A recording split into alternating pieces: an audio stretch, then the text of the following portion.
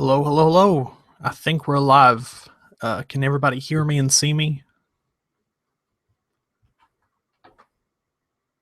Let's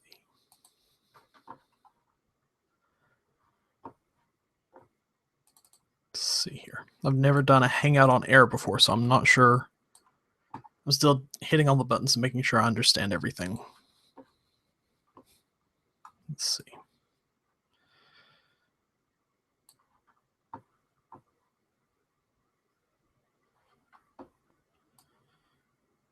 All right.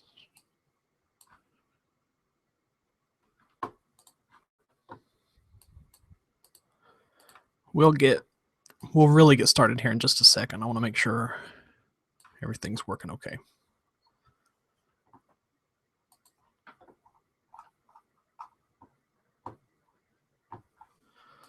Let me see here.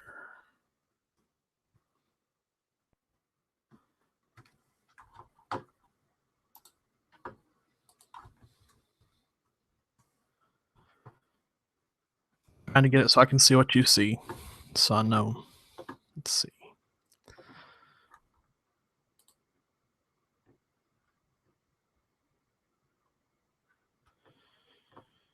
Oh, I can hear myself, so that's a good sign. Alrighty.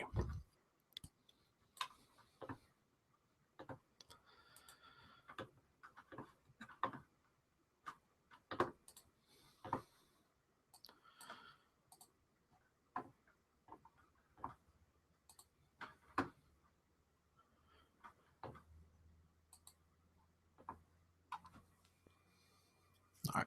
Do you all see a chat window? Or do you see a question and answer box? If you do, please just give a message saying that you can see me, and then I'm not just talking to myself in a room. Let's see here.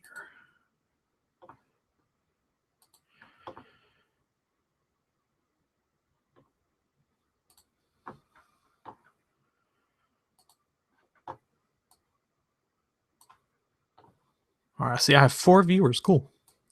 Hello.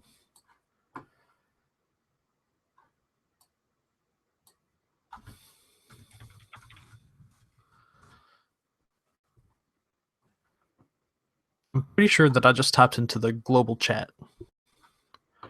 If I did, please let me know, because that's where I'm going to be looking part of the time for your questions. And like I said before, I also have the Q&A app queued up, so you can ask questions there, and I'll see them pop up, and I can answer them. For those of you that wanted to join the actual video and audio part, are you able to? Do you see a button that says "Join this Hangout," or do I need to invite you? Or let's see.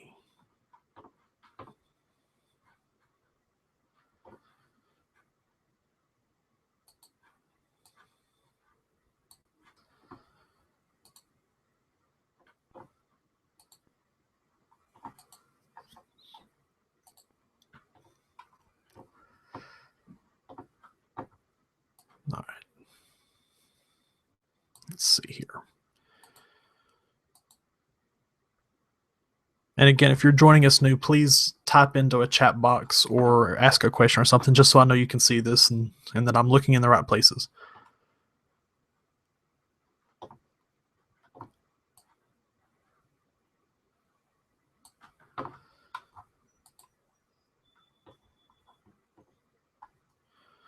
Oh, okay. I see people talking now. I see you. No chat window if video is active. Okay. That's weird that it pops up it's almost like a random place. Okay. For those of you that wanted to join the video, do you see a button where you can come online?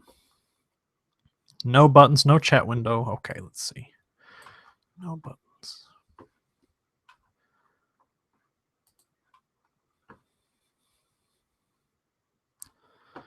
All right. Apologies. I know this isn't very captivating television, but I'm just trying to find all the buttons. I guess I'll have to manually invite people on, which I'm happy to do. Let's see. Okay, yeah. All right. I think I found all the buttons. So for those of you who are watching, Let me make sure you can get to the Q&A part, because I do want to be able to see your questions as they come in. And I can see when there's a box under the video that says say something. When you type something there, I can see that coming through. Just want to make sure we're all on the same page before we get started. All right, if I click the play button here. Okay. All right.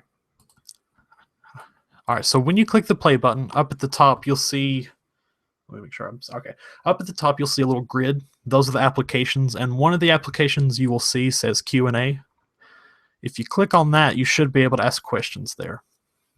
Okay, great. I see people coming in. That's excellent. Hello, hello. All right, so now that we got all the technical hiccups out of the way, let's actually get started. So this is going to be a fairly casual hangout. It's very possible that we'll get off track, and that's okay. That's great. But what I'm going to try to do is answer as many technical questions, as many questions related to Vocal and Birdie and development in general. I'm going to try to keep that up front so the people that are interested in that specifically can watch that. And then if you just want to chat or anything like that, we'll put that off toward the end if we can. So yeah, if you want to ask a question, use that Q&A app that I was telling you about. It's just in that grid. You'll see it. It says Q&A, and you can ask your questions there. I'll also be watching that stream on the main page that says say something. If you have a question there, just write the word question in all caps so I can see it, and we'll get to it that way. And then if you follow me on Twitter or Google+, I'll have that open in the background too. So there's no wrong way to send me a question. Okay. Now, if you want to join the video call and actually chat with me, just ask a question and say, hey, I want to join the chat, or say something and say, I want to join the chat, and I'll invite you. Unless you see a button that says join, in which case you are welcome to just come on. But I don't see that option when I load myself. So welcome. All right, I'm going to give it just a minute for questions to start rolling in, and then we'll start tackling them.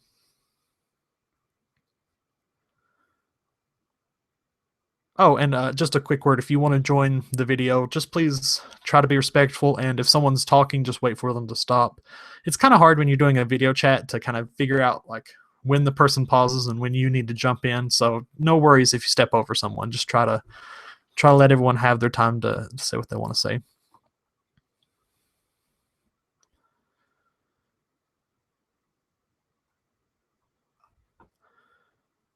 I do not think we have to be visible. We ask the questions and you're answering. Yes, that's correct. You don't have to be visible, but if you wanted to come on and have a one-to-one chat, you're very welcome to do that.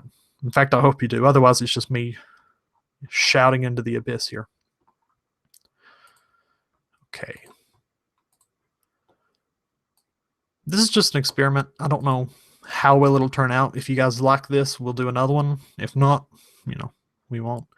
And I don't know how long it'll last. If you have a bunch of questions, we could go long. If you have one or two, it might be a quick, here's the answer, we'll see you later. So really, it's all up to you.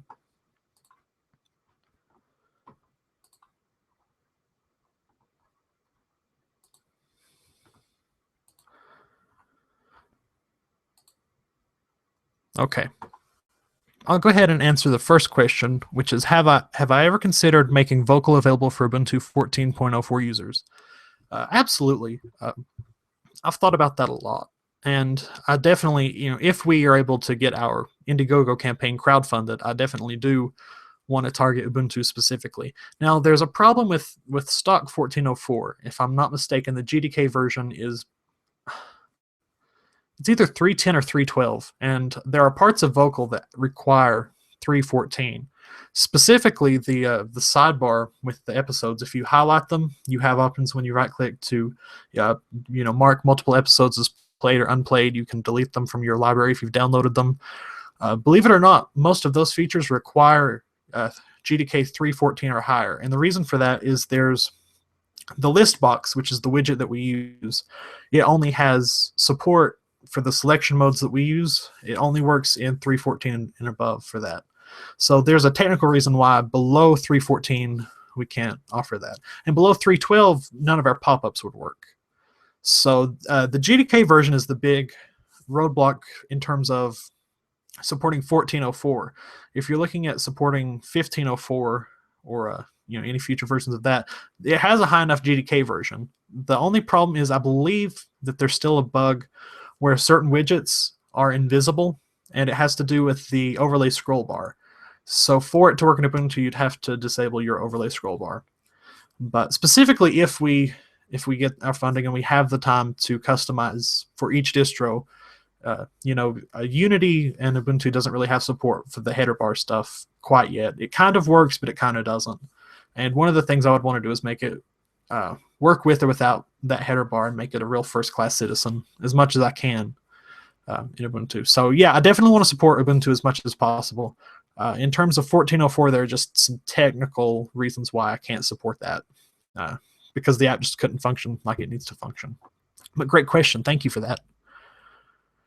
All right, there's a question, and I'm looking at it top down. I'm not sure which order these come in, but I'll get to them all, so it's okay. All right, did I include the income tax in those 12,000 as an expense?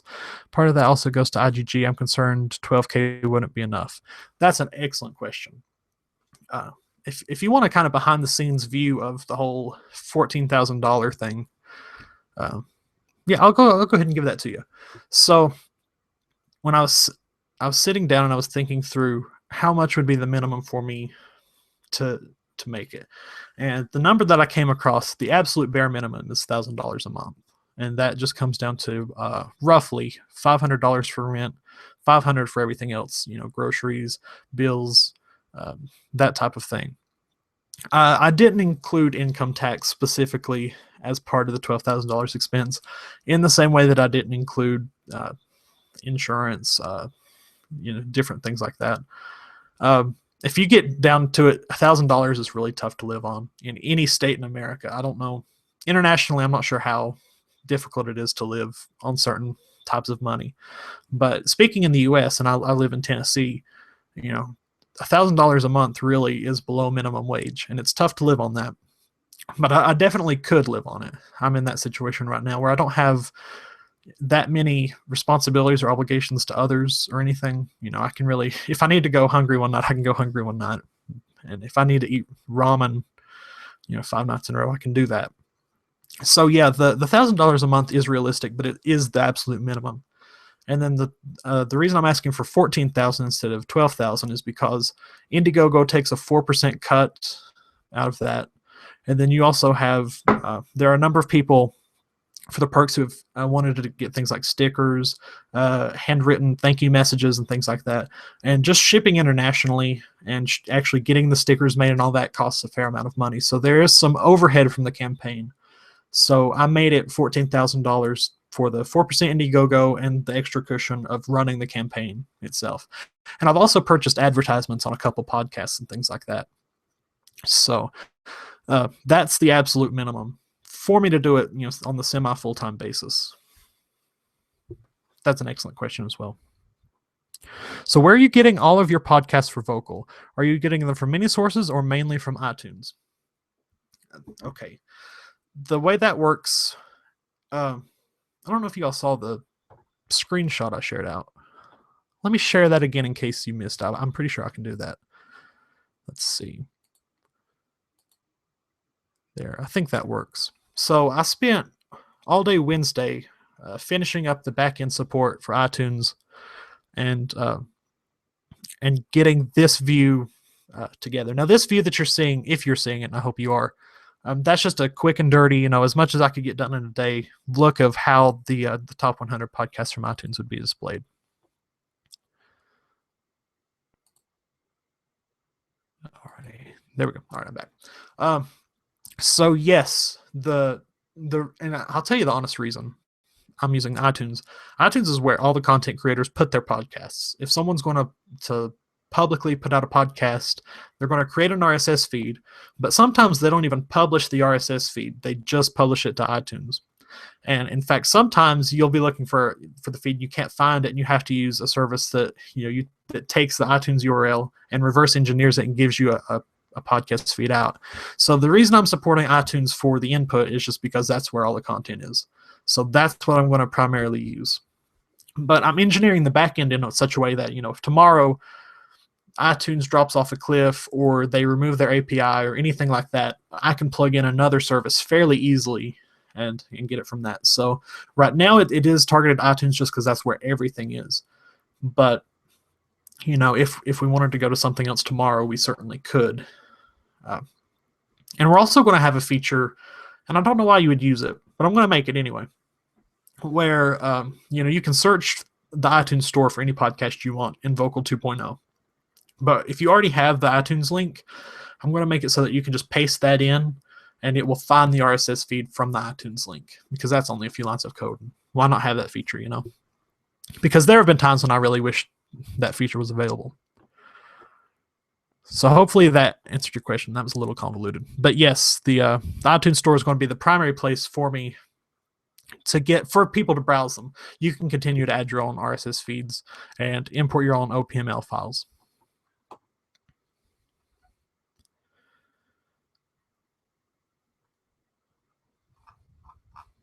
Very good. Let's see.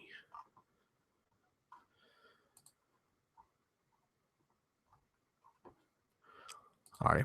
I guess I'll talk for just a minute about a few more questions that I've seen come up over the past couple weeks that I've not had a chance to put in a blog post yet. I don't know if you all heard yesterday or not, but Bad Voltage, the podcast, had a little segment on there where they mentioned us, and it was very nice to hear that. I didn't expect it. I was just driving in a car and I heard that. But there was some confusion on that podcast, and there's confusion in general about, am I part of Elementary? Is Vocal an Elementary project? What's the deal here? So I want to just take this time now. Please go ahead and be asking any more questions you have, because I'm watching, but I think we're running dry right now. But so just to clear up a little bit, Vocal is not an Elementary app in the sense that it's Elementary's app. Elementary LLC, the Elementary project, it's not. It's a third-party project. And you could think of it as like someone who is a Mac user making a Mac app. They're not from Apple. They're just making an app and targeting it for that platform. So I'm a third-party developer. I'm not officially, associated with Elementary. I'm not a part of the Elementary team. I'm just an Elementary user. I'm a fan. And I'm just making apps that are targeted specifically for those platforms and other platforms, but they're designed for Elementary. And that's it. I'm a third party. I'm not a first party. Now, the analogy breaks down a little bit when you consider that with a Mac developer making a third-party app for Mac, that's all they're doing. They're not doing anything related to the actual core operating system. I do hang out with the Elementary group sometimes. I have made a couple contributions to the Elementary project itself in the past, and I plan to do more in the future.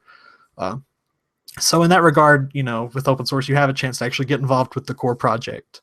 But specifically, Vocal is not an Elementary app, and Birdie isn't an Elementary app. It's just an app for that platform. So I hope that clears it up. It's really difficult to explain that difference to people, but I hope that clears it up some. Question: what's your background? Who are you? Oh, a personal background. That's a very good question. So I'm trying to think how to answer this, because you don't care about the long story of me. Well, I guess I'll start when I started becoming really involved in open source. When I was 14, I was listening to a podcast, funny enough, and in the chat room, they were talking about the new release of Ubuntu 8.10. Was 8.10 Intrepid Ibex?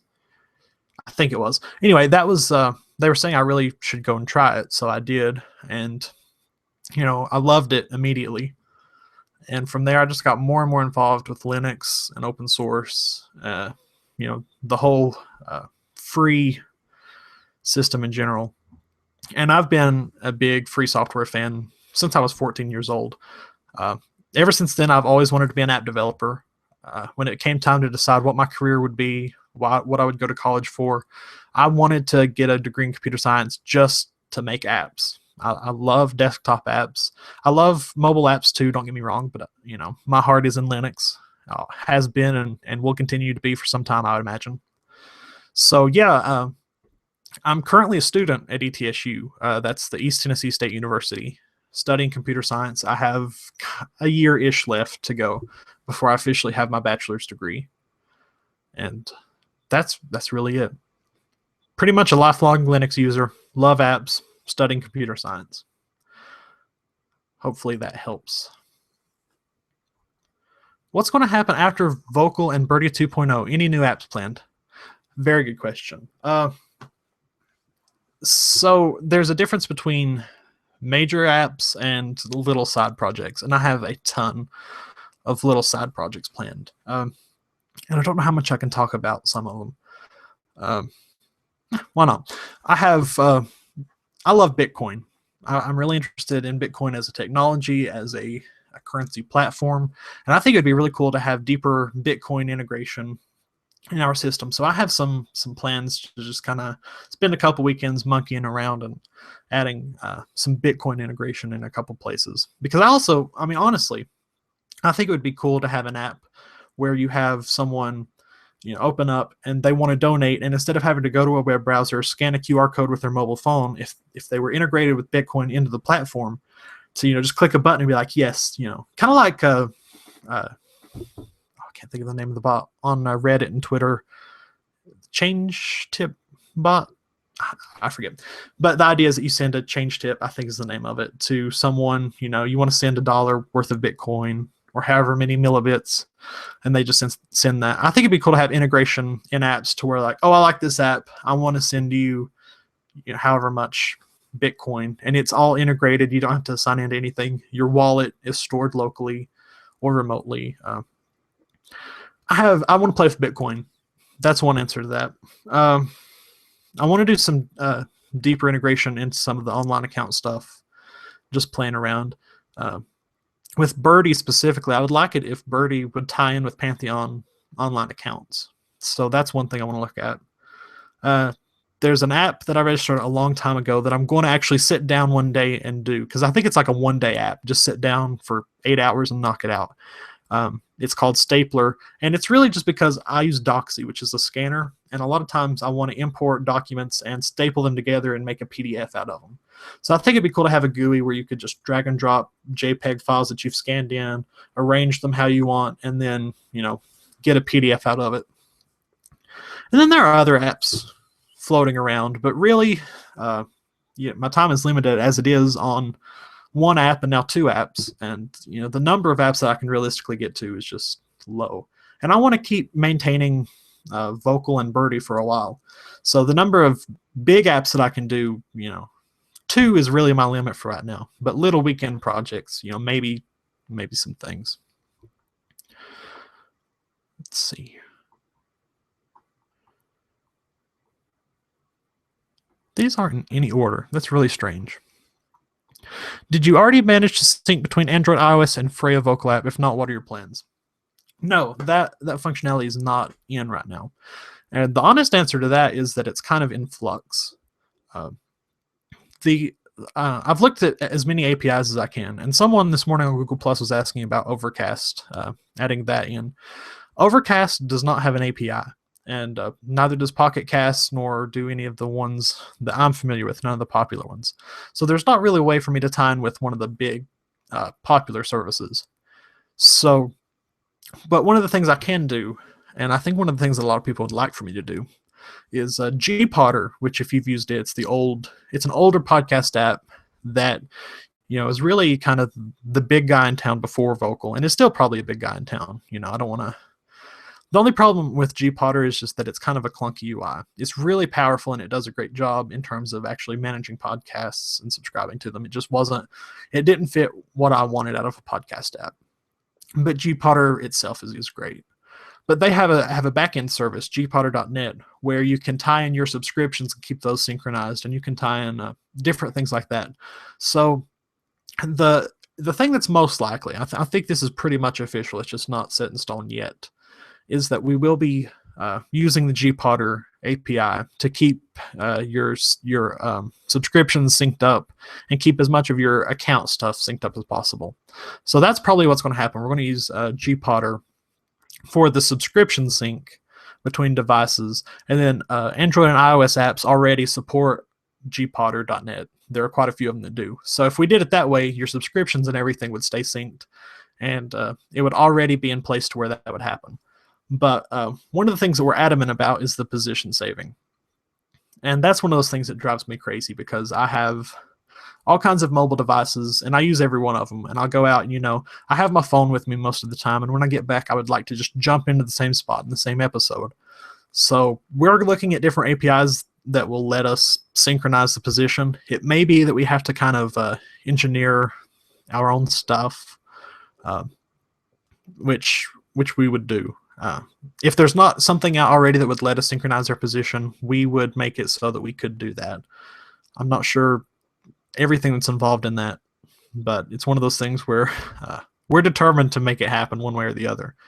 So gpotter.net is how we're going to sync most stuff, and then some unknown API, or even creating our own backend service to synchronize position. But we'll do it. We're really set on that. That's one of the things that just drives me. If I had that, I would never close Vocal. It would just always be open.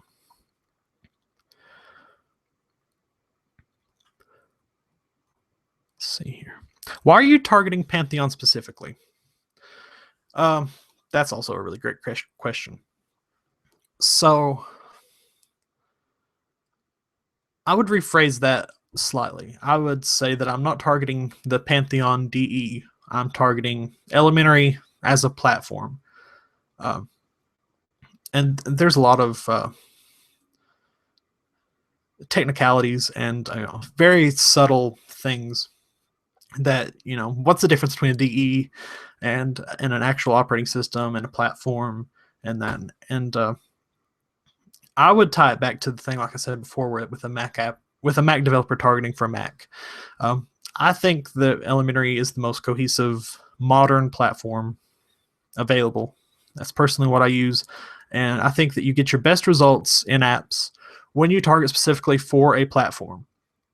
And when I'm talking about a platform, I mean the whole kind of collection, the all the parts that work together. I mean, if you break Elementary apart, a lot of people think that, okay, it's just Pantheon on top of, an Ubuntu base with a couple custom apps, and, they have their dock. But really, there's a lot of back-end work that goes into it. And there are a lot of things behind the scenes that fit together.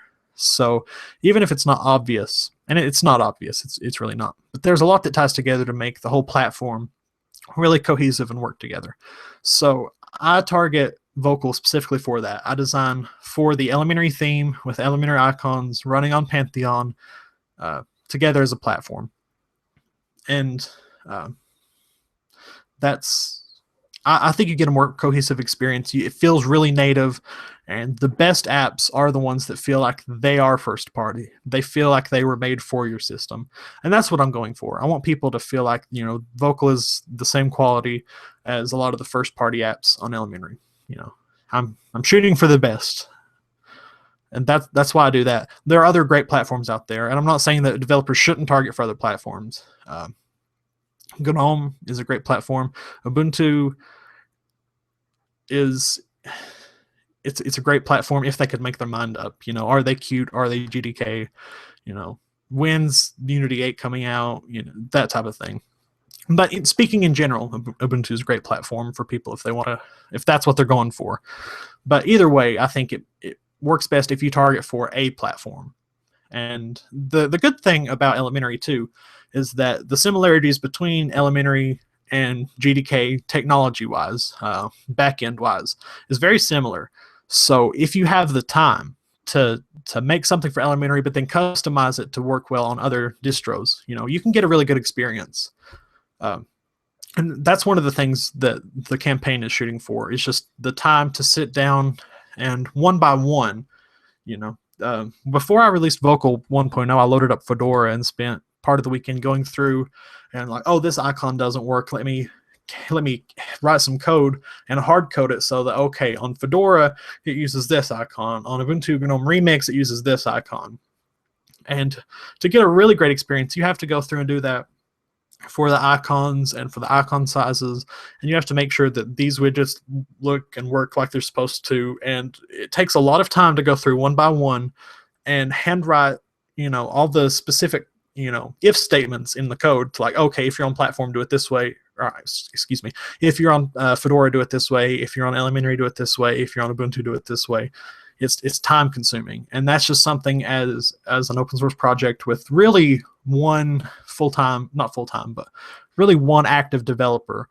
One developer isn't enough when he's just working in his spare time to integrate it with as many operating systems or as many distros as possible.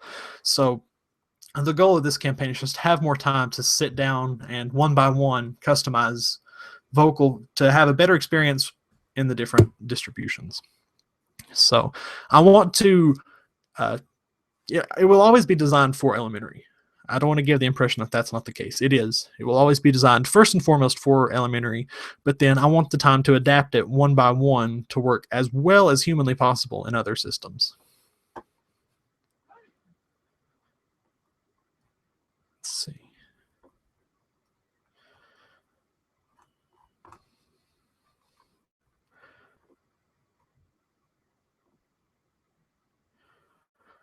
All right, what is your OS of choice, and do you consider Elementary OS Freya production ready and stable enough to be used as a work desktop? Okay. This is where I have to put on my honesty hat, right? My OS of choice is Elementary OS. It's the only thing I run except for, look, I'm going to be honest here.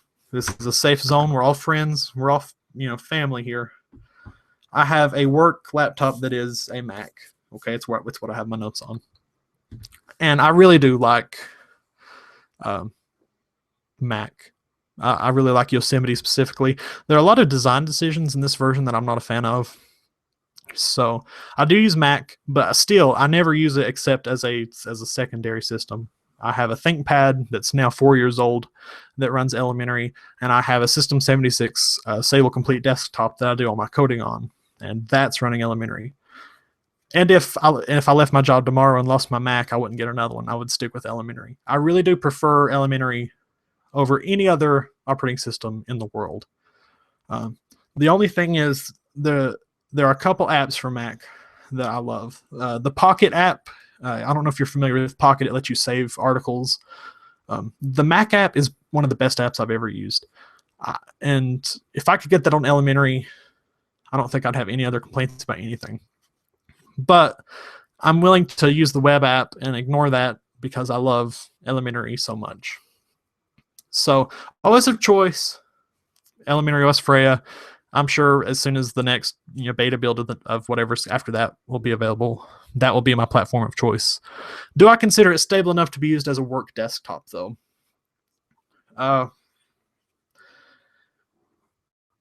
Yes, with an asterisk.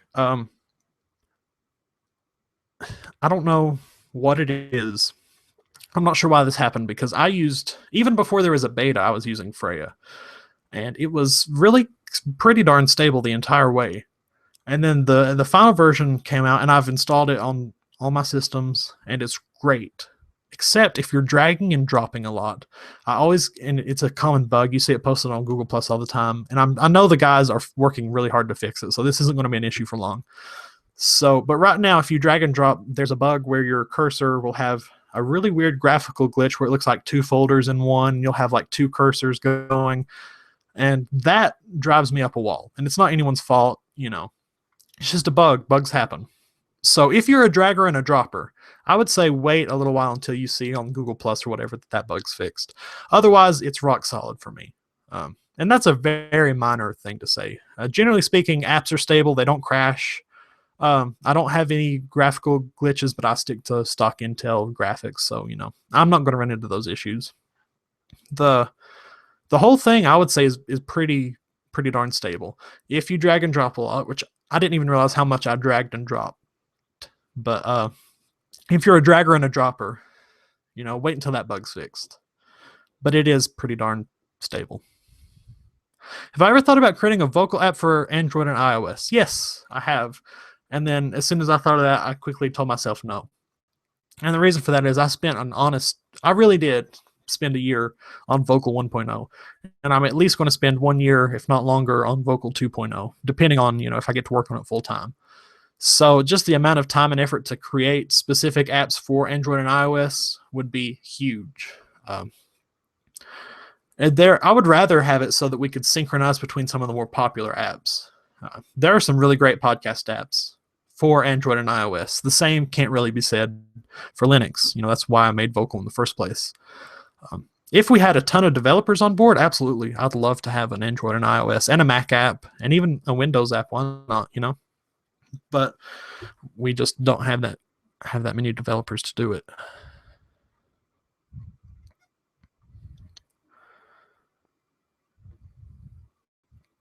Let's see. These have all been really great questions, by the way. I really appreciate you all stopping by and chatting with me. Again, if anyone wants to join the actual Hangout and have a one-to-one chat with me, just leave a comment and let me know, and I'll add you on. Are there any U.S. federal or state laws that stifle your efforts?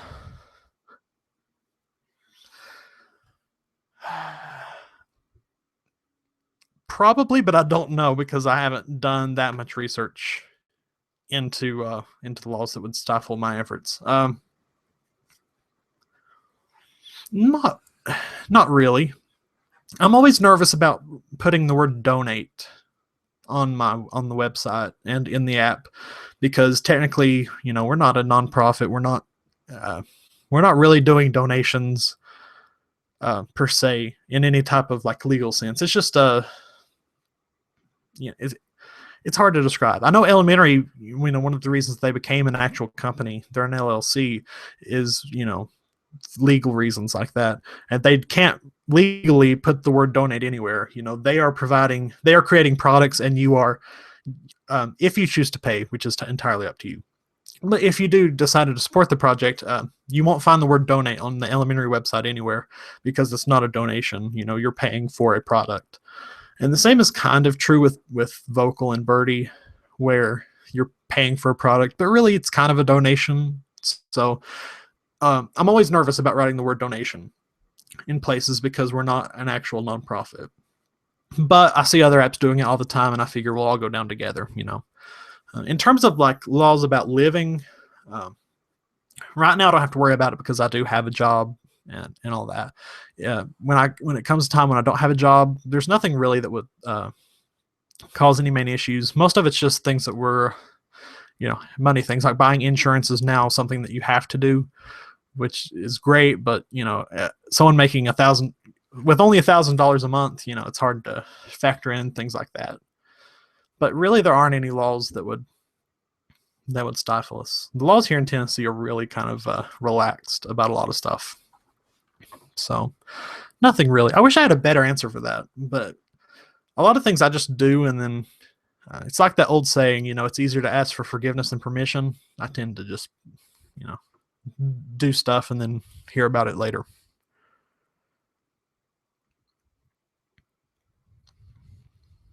Let's see. How do you plan on advertising the IGG campaign so you can actually get the $12,000? Oh, that's an excellent question. So I've already purchased a couple ad spots on some big podcasts. Specifically, The Morning Stream is one of the bigger ones that I've done. They have a deal where for $10 you can have them say whatever you want to sponsor a segment, and I've done that a couple times. And best I can tell, I've not seen any big contributions come in after those have aired, so that's not really doing anything. When Bad Vocal mentioned us yesterday, the night before, I'd actually gotten 3 or 4 contributions come across, and I couldn't figure out why it was. So that helped with 3 or 4, but then it stopped. I don't think it's an advertising problem to get to the 12,000 as much as it is a perception problem. I think people believe that this is an Elementary app, not a third-party app. And I think people don't realize that one of the big goals is to make something that works as natively as possible on multiple Linux distros, Ubuntu, GNOME, Fedora, Arch, CentOS. Did I say Arch? I don't know. Arch. it really is. I'm wanting to position it as a Linux app. And in the past, it has been positioned as an elementary app. And I don't think that a lot of people realize that one of the big goals is to make it more native and more, make it work better on other distributions. So I don't think it's an advertising issue so much as it is a perception issue. I think people write it off because, it has the elementary name on it. And in order to get more people, I wish that speaking honestly, I wish that some of the news sites would cover it more. I've only seen one or two tiny little articles about it, and I think if a big site like OMG Ubuntu, or if something like that, if they were to just mention it, I think it would boost numbers a lot. And there's also kind of an avalanche effect where, if you're only 5 or 6% funded, people are like, oh, okay, whatever, it's not that great of a thing. But if you're 50% of the way funded, then more people, the more contributions you get, the more people want to contribute. It's kind of the phenomenon that I see. And at this point, we're still only like 9% funded. So I'm not sure what can be done. I think advertising wise, we've purchased advertisements. We've had some people mention us, so I'm not sure from that end what we can do. And this type of hangout is kind of an advertisement where I'm hoping people see it and listen to some of these answers and kind of get a feel for what I'm going for, and maybe that will help. Everything is kind of a PR effort to get more of the word out. So who knows? I don't know how likely it is that we'll reach the goal, if I'm just being completely honest. We're only, let me look. I believe we're around $1,700, and we've already been going for 2 solid weeks. So I'm hopeful. I'm optimistic, but realistically, I'm not sure how confident I am that we'll reach that. And then in terms of what that means for Vocal 2.0 and Birdie 2.0, I don't know. And it's also worth mentioning here before I go into another question that, this campaign is specifically for Vocal, but it's a 2-in-1 kind of deal. And I started development on Birdie kind of on a whim. I've always loved Birdie, absolutely loved it. And when I saw that it was going away, of course I wanted to step in and take over development, because I had some ideas about some of the stuff that I wanted to see in some of the improvements. So, and that was after I was already planning the IGG campaign and everything. So the campaign is for Vocal, but implicitly you get 2 apps for the price of 1 if we were to get funded. So I think that's important to mention too. Let's see here.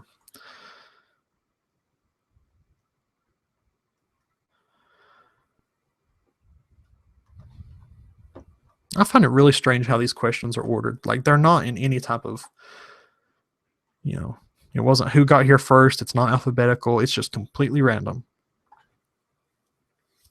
Are you getting your pie?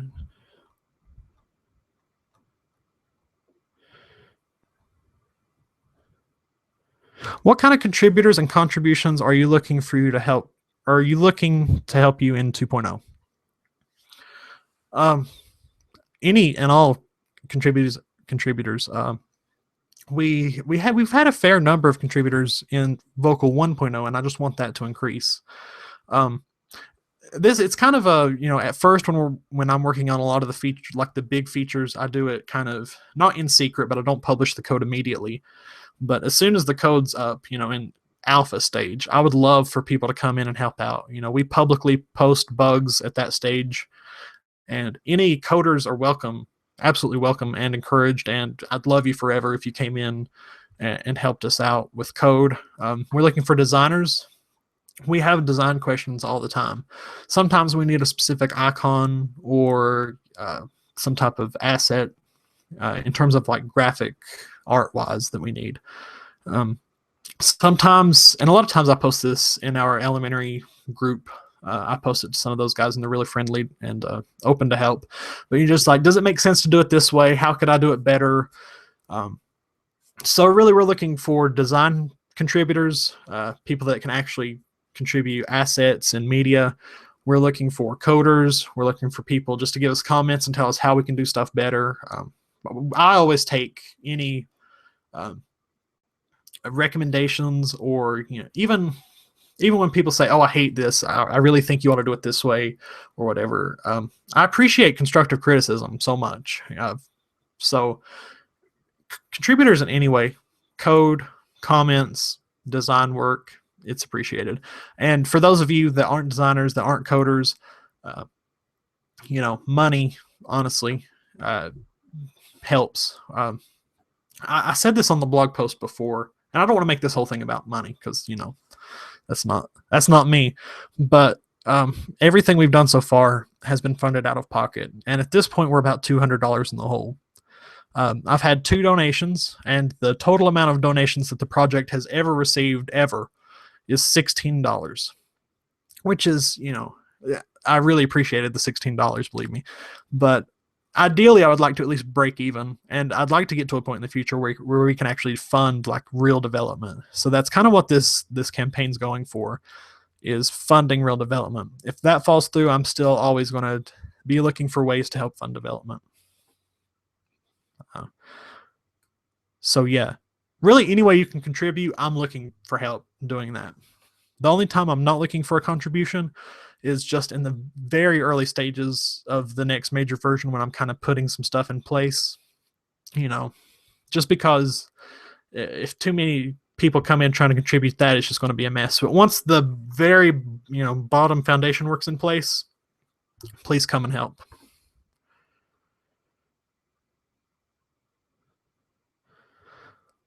See, someone just posted a follow-up on the stability. There's a way to fix the corrupted mouse. Oh, cool. I won't look at that now, but I'll save that to Pocket, like I mentioned earlier. That, going back to the question earlier, that really is the only big stability issue I've found. If you're a programmer, Scratch, the text editor, sometimes is unstable.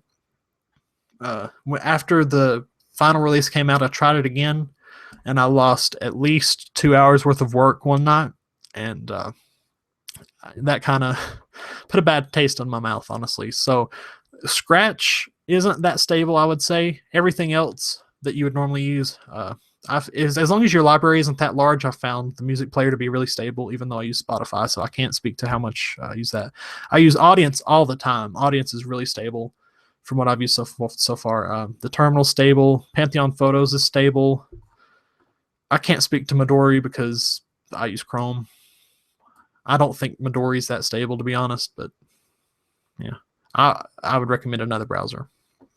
But the system itself is rock solid. What is the main difference between Birdie and Core?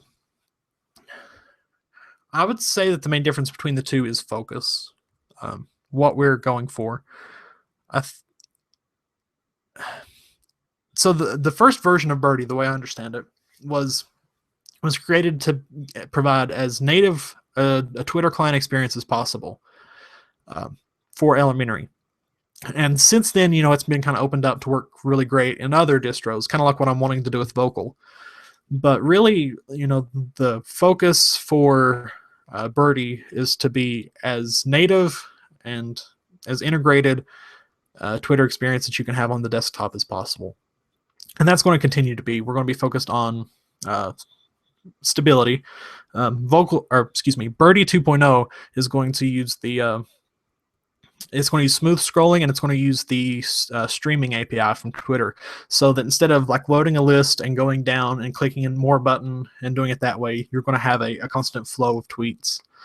But yeah, the main difference between Birdie and Core is what we're going for, what we're targeting, and then there's also, I have some plans for future versions of Birdie for like when you drag your window wide right now, it just kind of stretches your tweet boxes out.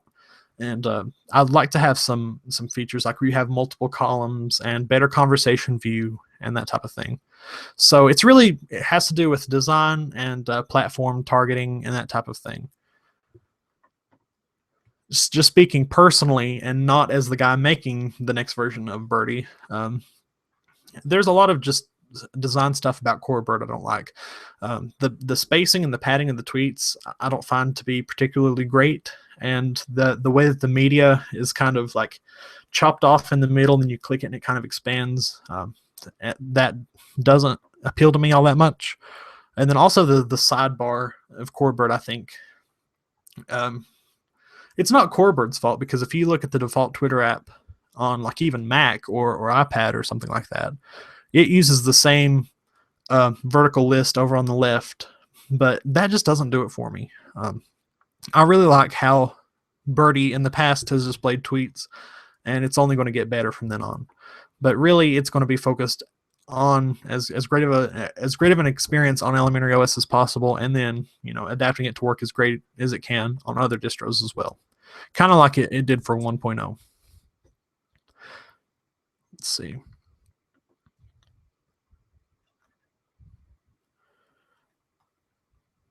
What is my development workflow? Which apps do I use, IDE or editor? So my development workflow is pretty simple. I love Sublime Text. I live in it. I use the Voila plugin that gives me the syntax highlighting. There are elementary themes for Sublime that make it feel a little more native, although a native app would be better. I use that. Trying to think of other things I use with Sublime Text. There's a theme for Sublime Text and for even for Scratch and things like that as well. I think it's called Midnight, and I just really like the way it looks. It makes my eyes feel better while I'm coding. So I use that. But really, I live in Sublime Text. I have a terminal window open, and I use a multi-touch trackpad. And I have, I think it's called Touch Egg. I think that's the name of the app that allows you to control multi-touch in Linux. I have that running in the background, so I can swipe left and right to get between workspaces and do it that way. But I usually have Sublime Text open in one workspace. I have a terminal open in a second, and I just swipe between them as I need to. And that's really all there is to it. Let's see.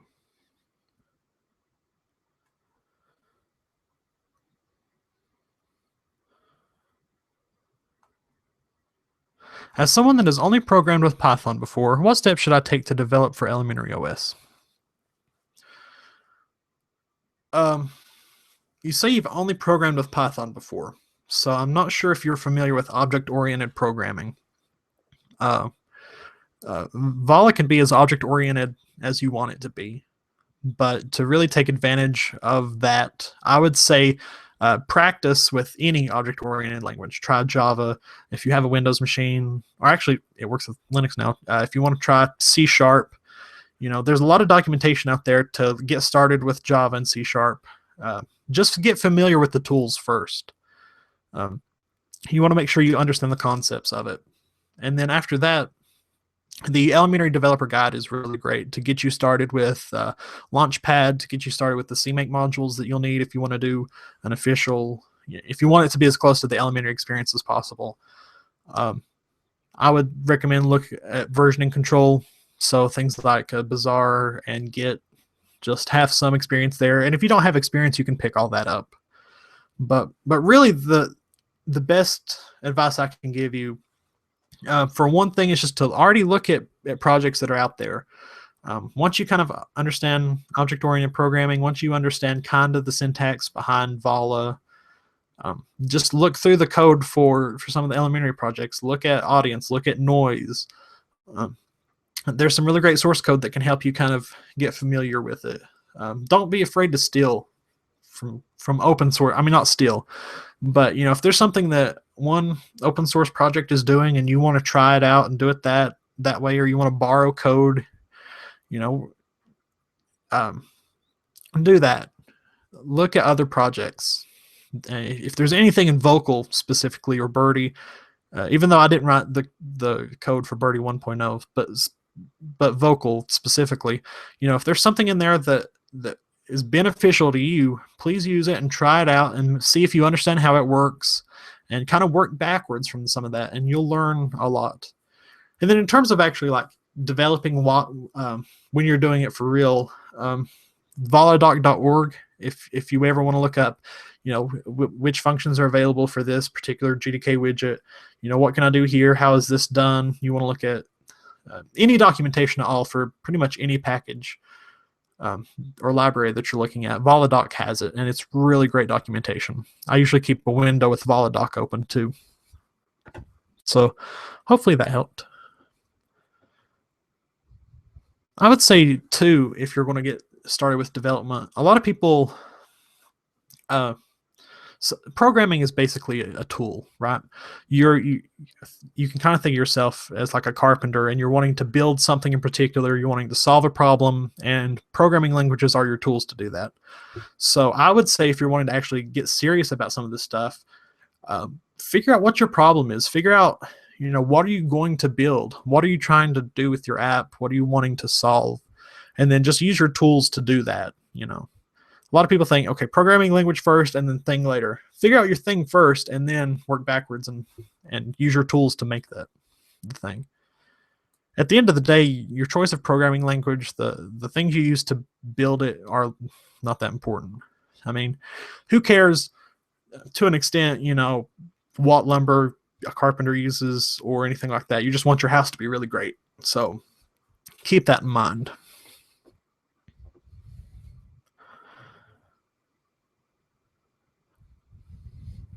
What languages or specific skills do your contributors need to have?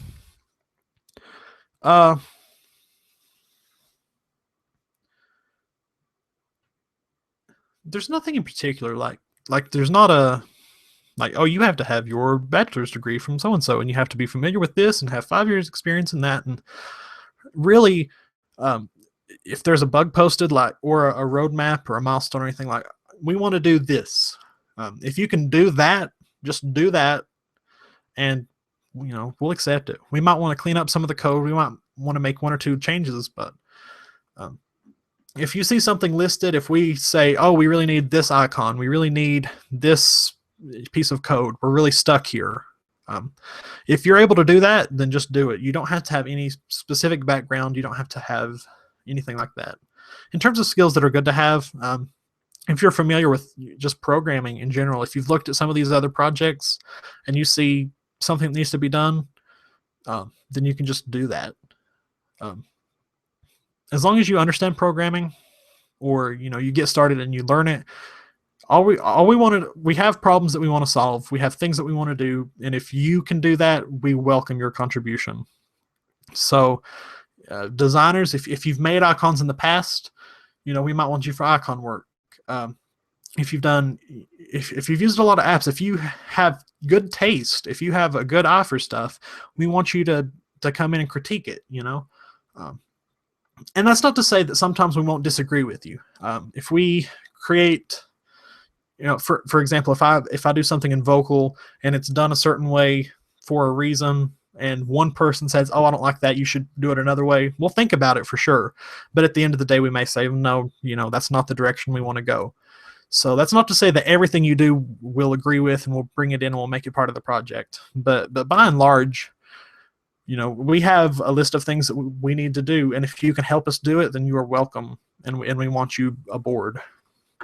And if we reach our funding goal in our campaign, we want to pay contributors, and we have paid contributors in the past, although not much. The guy that's done a lot of the icon work and some of the design work, I think we gave a small amount of money to. We've paid someone else for something. I can't remember. So we've not given out a lot just because we don't have a lot, but we do want to pay contributors. That's a big part of our goal.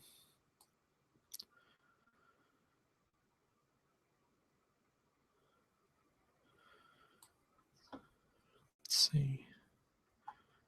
Mark, okay, tip. Mark questions answer to reduce the clutter. That is brilliant.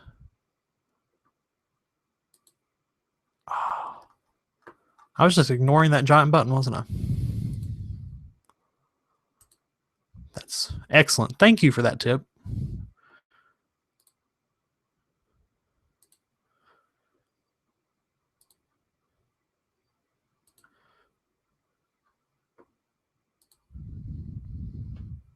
I'm guessing that it probably shows you the current question, doesn't it? So it's probably better for you as a viewer to see that.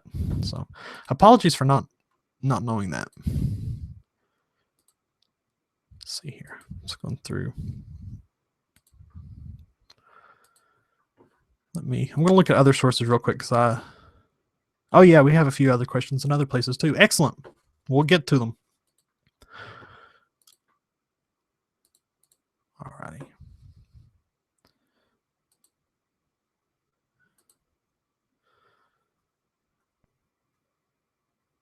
Good luck with all that. Vocal is very cool. Thank you. Thank you for that. I'm glad you like it.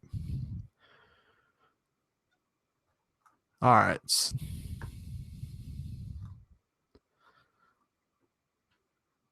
What's your plan in case your fundraiser fails?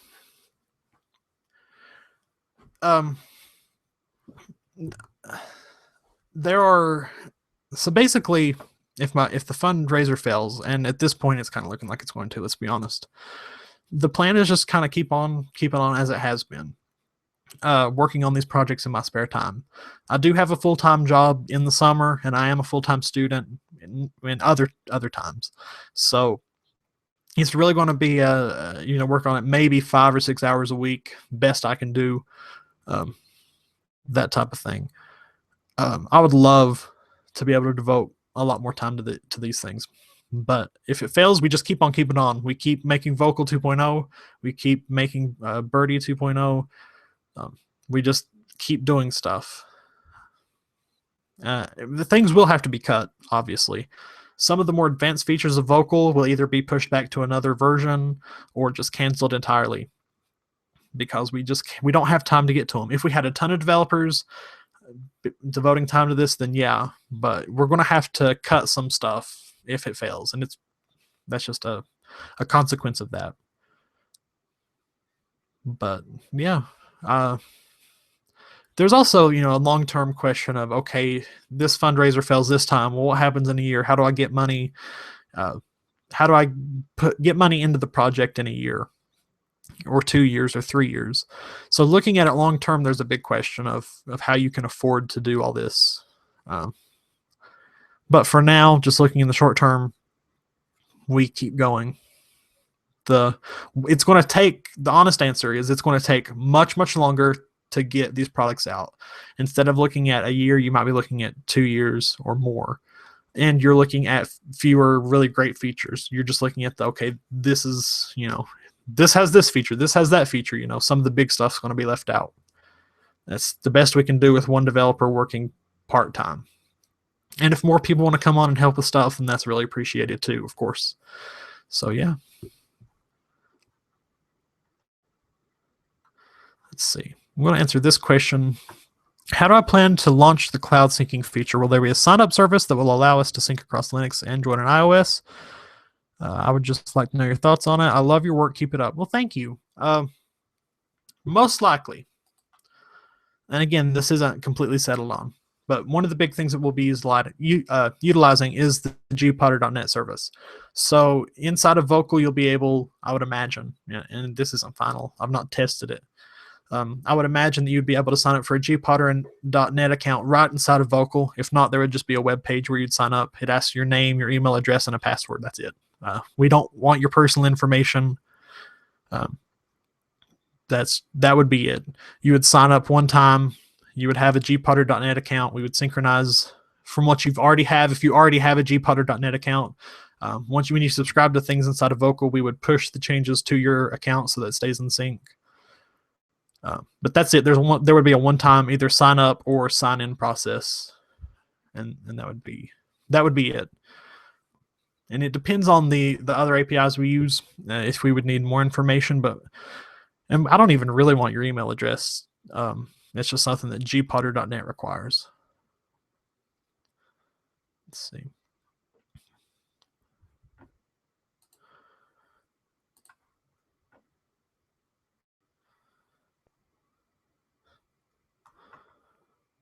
If I have GUI suggestions, can I send you SVG files or another kind of format? Absolutely. Yes. If you have any suggestions at all, send me an email. The email address is just mail@nathandyer.me. nathandyer.me is my website, and we'll send it there. And I'm also on Twitter and Google Plus and a million other places, so you can always get stuff to me. But yes, I would love to see any suggestions you have or anything. When do you start programming and why? Let me select that. Boom. There we go. Woo! We're using it right now. All right. I'm not quite sure what you mean by when do you start programming. If you mean like when do I start programming on Vocal 2.0 and Birdie 2.0, it's already started. That the screenshot I showed earlier was work that I did all day Wednesday on Vocal 2.0. Let me see if I can share this out. Yeah, I think I can share that. Let me try that. All right, you should be seeing the screenshot that I shared a while back of Birdie 2.0 using the new color primary feature that's baked into the elementary theme now. That makes it really easy for any developer to change the header bar and make it fit in with the branding of their app. But yeah, we've started on Birdie 2.0 and Vocal 2.0 already. So in terms of programming in that sense, we've started. In terms of if you're asking the question as in like you're wanting to be a developer, when should you start programming, like what age or whatever, there's no right answer. There's kind of an expectation, I guess it is, that really good programmers start out programming when they're 10 and they're geniuses by the time they're 15 or something. That's baloney. Start playing with it and see if it's for you. Programming is for some people and it's not for some people, and that's totally okay. The only way you know if you are that type of person is just to try it. So I would say if you have a chance to just sit down and play with there are tons, like Code Academy is a great place where you can start learning code. You can read documentation from a ton of different stuff. Just try something simple, kind of like Python is a great language to start with. Just whenever you have any interest in it, no matter what age, as young as possible, it doesn't matter. Just start programming. And then if you really care about it, either practice a lot, study a lot, or actually go to a university and pick those up. You don't have to go to college to get a really solid grasp on programming. But if you go that route, then you will have someone standing behind you. You have to do this assignment, you have to do this much practice, or you'll fail the class. And the nice thing about college is you have a consequence of if you don't, you'll fail, and that'll kind of kick your butt into gear to stick with it and pick up programming. But you don't have to go to college. You don't have to do anything. Just practice as much as you want. And at the end of the day, if you've spent a month or two on it and you just really don't like it, then that's okay. It's just not for you, and there's nothing wrong with that. And we need designers, we need contributors in other ways. So even if programming is not for you, we can still use you. Hopefully that was helpful. Let's see.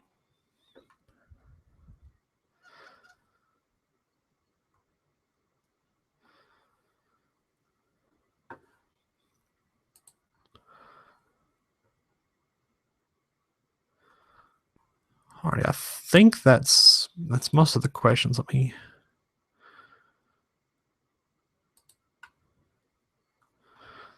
I'm going through all my Twitter feeds and all Google Plus feeds just to see if anybody's left a comment on some other post somewhere.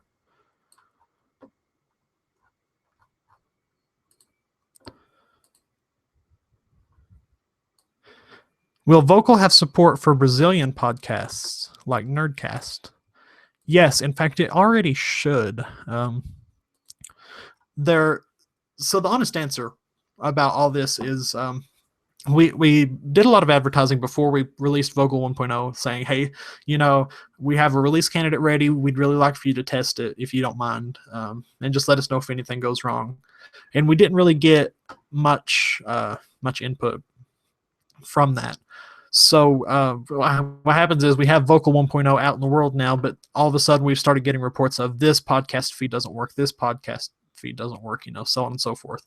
So if a feed isn't working, it should work no matter what your language is. It should work if it's a Brazilian podcast feed or any language at all. The fact of the matter is that a lot of these international feeds have odd characters in them, or they don't quite follow the podcast specs that the Vocal is built on. And in those cases, I have to go back through and manually test it in the feed parser and see at which point it fails. Because Vocal expects certain tags to be in place. It expects to be able to figure out what the title of the episode is, what the title of the podcast is, where the art is, that type of thing. If there's something in there that the parser just doesn't expect, we have to figure out where it's breaking and manually patch it. So please, the best way, if you come across a feed that does not work, if it crashes Vocal, or if it just kind of gets stuck, or if it pops up an error message that says this doesn't look like a podcast feed, just open a bug report and give a link to the RSS feed in the report, and we'll go through and we'll get that working. So yes, we do plan support. In fact, it should already be working. If not, let us know. Let's see here.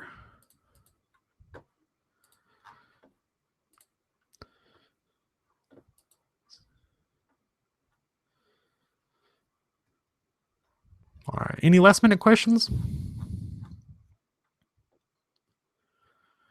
I guess we'll make this the last chance. Does anyone want to come on and actually talk and have a conversation? If you do, just let me know.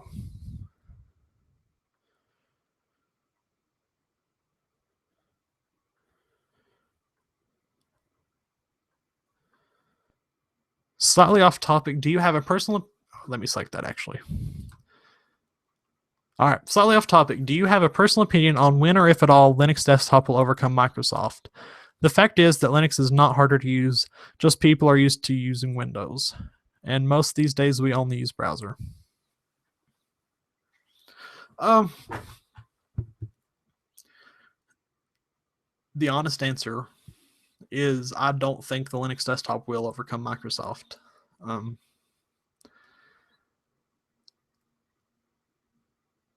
There are a couple of reasons for that.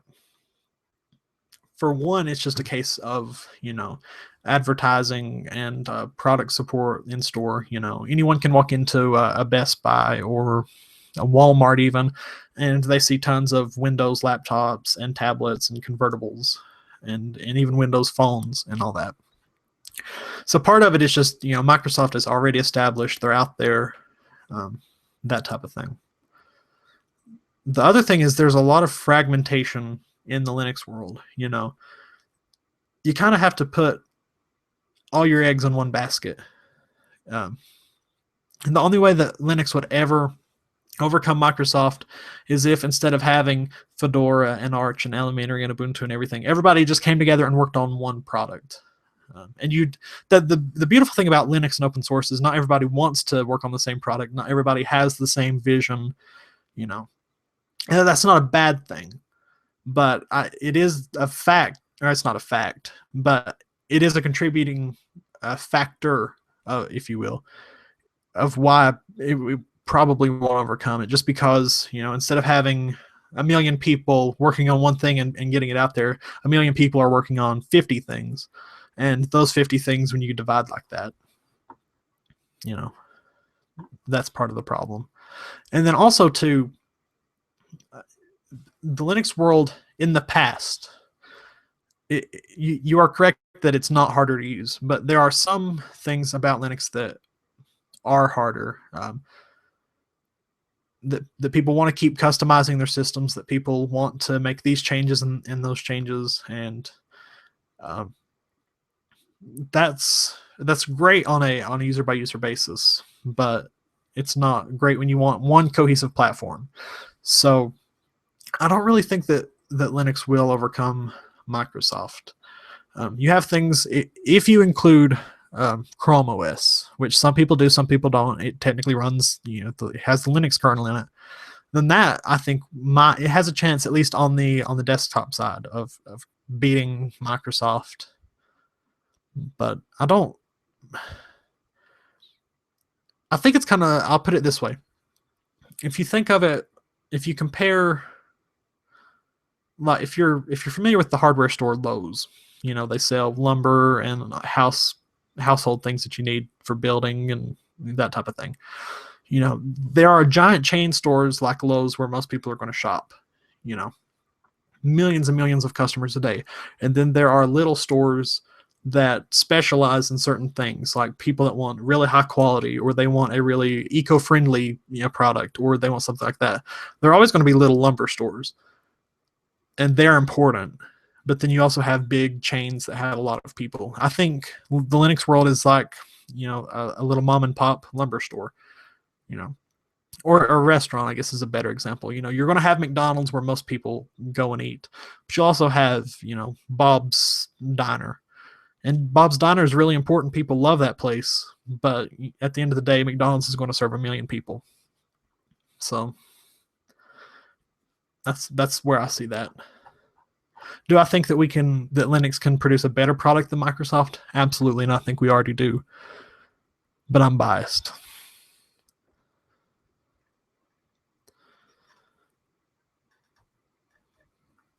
All right, I'm going to mark that as done.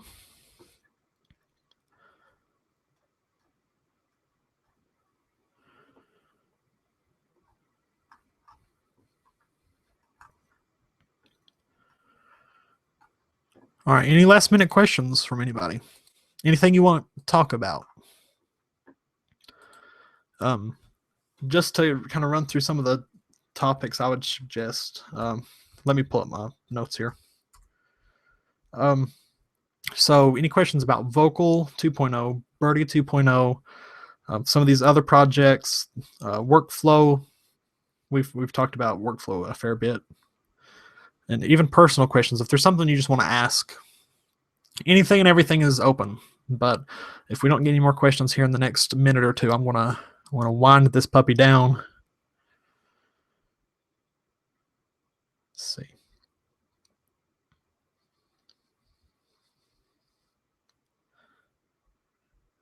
One thing I will tease, just as something that's on my mind while I wait for more questions, if there are any. One of the perks, I don't know if you've looked at the perks, but our IndieGoGo campaign has a couple perks where if we exceed our goal, which it really doesn't look like that's going to happen, but if we exceed our goal, we're going to do certain things. One of the things was Chromecast support, which I would personally really enjoy having because I use my Chromecast all the time. But the second perk is an unofficial Elementary OS podcast. And one of the things that I've decided is that with or without no matter whether or not we hit that stretch goal, and at this point it looks like we're not going to, I do want to do an Elementary OS podcast, and I've reached out to a couple of people to see if they would want to co-host with me. So far, everyone has said no, just because of time commitments or not wanting to do that. But I am working on an unofficial Elementary OS podcast that is in the works.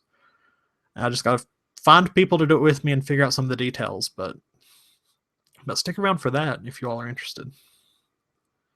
Let's see. And looking through everything one more time.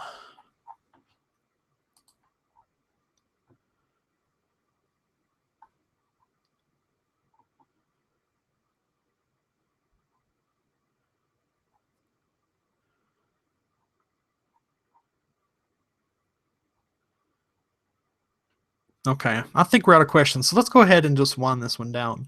A couple things before we go. If you've not already contributed to the campaign, I would really appreciate it if you would consider helping us financially. igg.me/@/vocal will take you there, or just go to IndieGoGo and do a search for Vocal, and you'll find it. We're currently at around 8%. Oh, excuse me, 11% now. We're at 1,573. So we have 20 days left. If we want to make it, we need to raise basically $12,000 more. So anything that you can give helps. If you can't give, that's okay. Please just share it with as many people as possible. If you're a member of other communities other than Elementary, if you're a GNOME person, if you're part of Fedora, if you're part of any audience that might have a misconception about Vocal, about what we're trying to do, if you could just help explain to them that we're trying to make this a more native experience in as many places as possible. If you could explain to them, just really what we're going for. If you want to link into this video, it'll be public later. That type of thing. We really want people to understand that this isn't just an Elementary app. It's designed for Elementary, but we're going to make it as great an experience as possible in tons of Linux distros. So if you could just help get the word out, help people understand that will make a big difference as well. If you want to, let me put this up if I can. Let's see here. Yeah, boom. Let me turn the lower third off for a second. If you want to talk to me personally, you can find me on Twitter. That's where I live mostly, is on Twitter. At Nathan Dyer _ me. You can send me anything. I'll reply to it as fast as I can. If you want to send an email, it's pretty simple as well. It's just mail@nathandyer.me. It might take a little bit longer to reply to an email, but you will get a response, I promise. Anything you want to send, I'm easy to contact, and you can find me on Google+. You can find me around. So if you can think of any more questions that we didn't cover today, just send them to me, and I'll be happy to reply. If there's any interest, I might do another one of these, just because I think it's gone reasonably well. And any other concerns, just let me know. But hopefully this was worth your time and you enjoyed it. So yeah, thank you all for watching.